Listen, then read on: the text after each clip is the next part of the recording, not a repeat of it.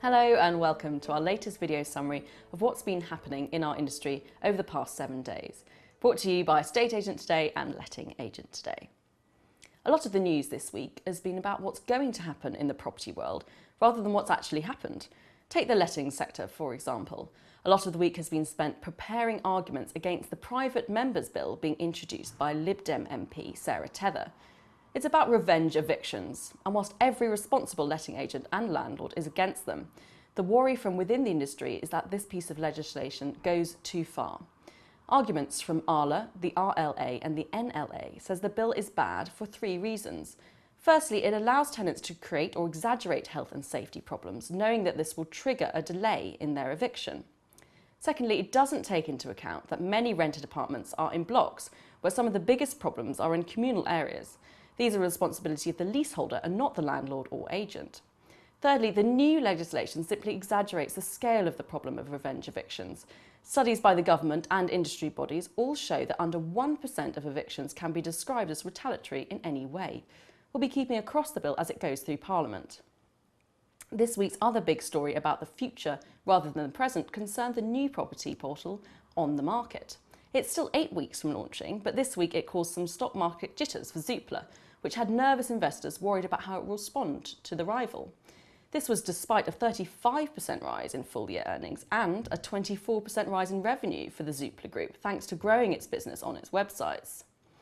There was more controversy involving Agents Mutual when an estate agent software firm's memo to its customers was leaked to a national newspaper.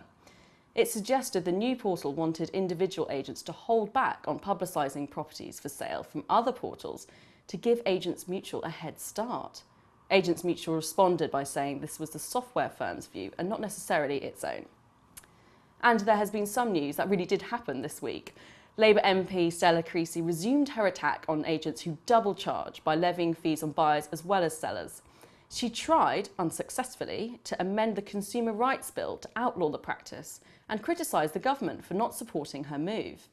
Campaign group Generation Rent also had a pop at the government, this time over what it calls rip-off letting agents. The group wants a ban on fees being levied on tenants. Instead, it says they should be charged to landlords only.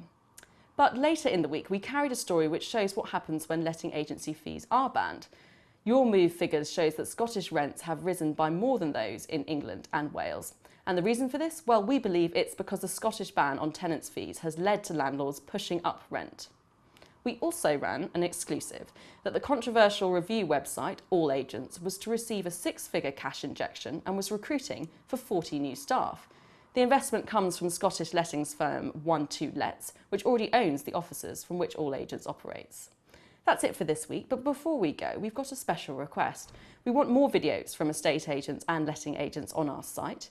If you've got a great story to tell, especially a charity story in the build-up to Christmas, please make a short video. If the quality and content are good, we'd be delighted to show them on Estate Agent Today or Letting Agent Today. Keep checking those sites for the industry's top news and stories. We'll be back again a week from now. Thanks for watching and see you next time.